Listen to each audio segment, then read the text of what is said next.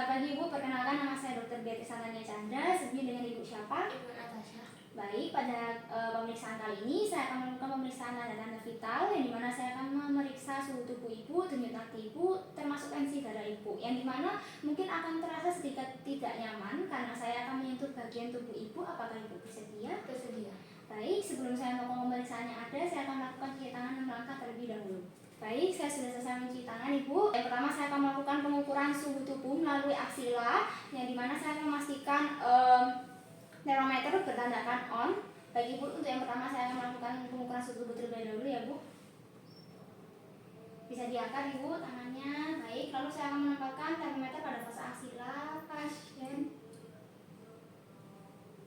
Lalu meminta pasien untuk mengadduksi tangannya secara maksimal. Baik Ibu, bisa ditahan seperti ini selama 3-5 menit atau sampai termometernya berbunyi. Baik Ibu, sudah selesai. Dari pemeriksaan pengukuran suhu tubuh pasien 36,5 derajat Celcius yang menunjukkan bahwa suhu tubuh pasien normal. Baik Ibu, suhu tubuh Ibu sendiri 36,5 menandakan Ibu suhu tubuhnya normal. Baik, selanjutnya saya akan melakukan pemeriksaan perfusi perifer. Permisi Ibu, bisa pinjam tangannya satu dalam posisi seperti ini, ya seperti ini. Lalu pemeriksa membandingkan dengan tangan pemeriksa. Lalu pemeriksa menentukan punggung tangan pemeriksa kepada telapak tangan pasien. Baik, telapak tangan pasien kering, hangat, berwarna merah muda. Untuk tangan satunya Ibu, pemeriksa melakukan hal yang sama.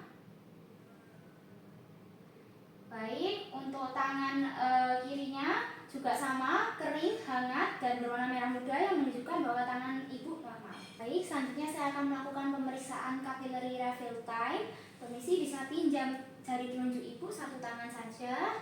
Lalu pemeriksa dengan menggunakan ibu jarinya menekan nail bed pasien selama 5 detik. Lalu dilepas. Karena perfusi pasien baik, maka warnanya kembali merah muda kurang dari 2 detik. Saya akan melakukan pemeriksaan denyut nadi arteri radialis dengan meminta posisi tangan pasien dalam kondisi supinasi. Bisa diletakkan seperti ini Bu tangannya. Baik, lalu pemeriksa menggunakan 3 jarinya melakukan palpasi di arteri radialis untuk menghitung denyut nadinya dalam 1 menit.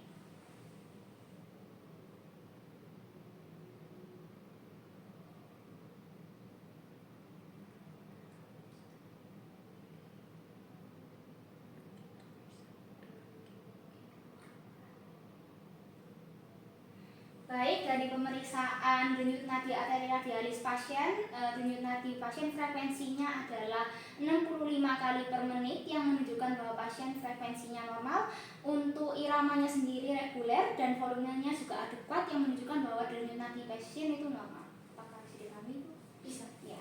Baik, selanjutnya saya akan melakukan pemeriksaan frekuensi pernapasan, yang dimana pada pemeriksaan ini pemeriksa tidak bisa memberitahu pasien bahwa pemeriksaan frekuensi pernafasan sedang dilakukan agar frekuensi yang terlihat itu normal dan tidak dibuat-buat. Maka dari itu saya sebagai pemeriksa berpura-pura melakukan pemeriksaan pada denyut nadi pasien ulang, yang dimana maka pasien tidak mengetahui apa yang sedang saya lakukan. Saya akan melakukan pemeriksaannya. Melakukan pemeriksaan yang lain ya Ibu.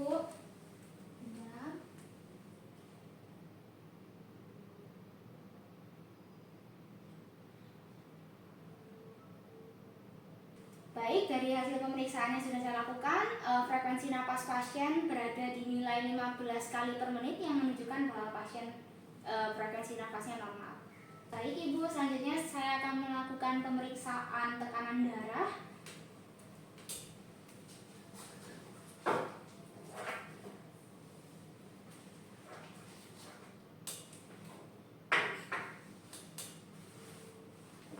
Baik, pemeriksa meletakkan tensimeter pada 2,5 cm di atas fossa anterkubital dengan posisi tangan pasien rileks, jantung harus sejajar dengan tensimeter dan juga manset.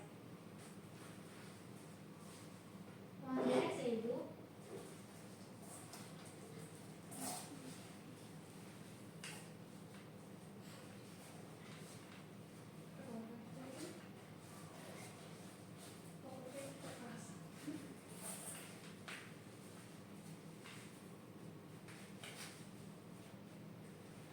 Pemeriksa meletakkan tensimeter di atas 2,5 cm dari pulsaan tubuh kita dengan posisi tidak terlalu ketat maupun tidak terlalu retak.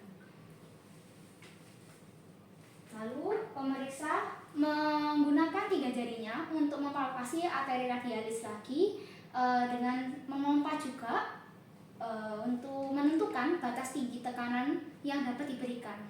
Ketika denyut nadi di arteri radialis sudah hilang, maka itu adalah batas tinggi tekanan ditambah 30 mmHg untuk bisa mengukur tekanan darah pasien.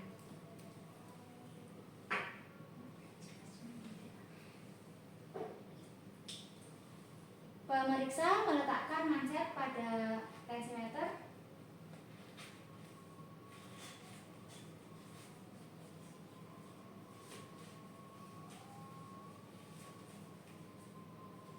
Baik, saya akan memulai. Mohon rileks ya Ibu.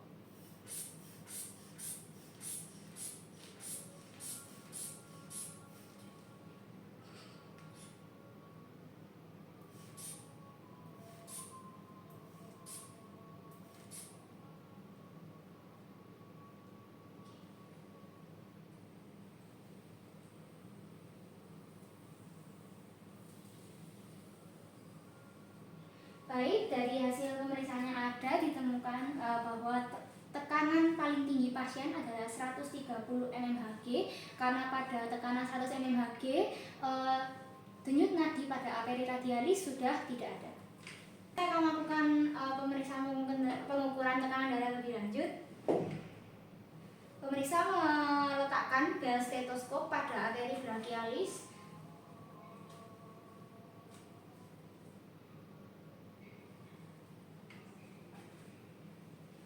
Selanjutnya pemeriksa memompa sampai tekanan paling tinggi yaitu 130 mmHg milik pasien.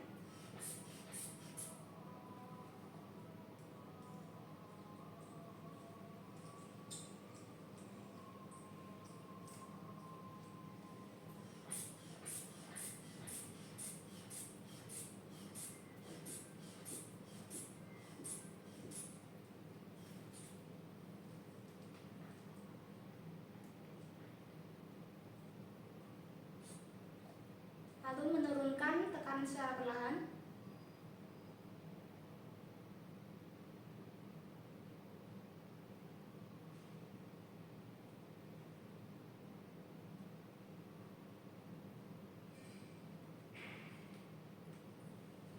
Baik, dari pemeriksaan tekanan darah pasien yaitu 110/70 yang menunjukkan bahwa tekanan pasien normal.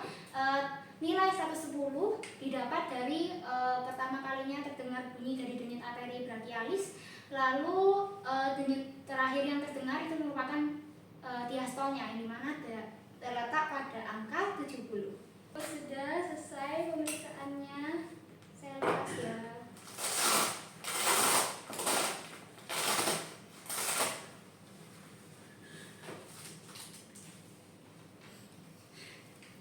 Baik Ibu, dari pemeriksaan tanda-tanda vital yang sudah saya lakukan, bisa saya simpulkan bahwa tanda-tanda vital Ibu baik, semuanya normal, tidak ada kelainan sama sekali, yang menandakan bahwa Ibu dalam kondisi yang sehat. Apakah bisa dipahami Ibu? Bisa. Apakah ada pertanyaan? Tidak ada.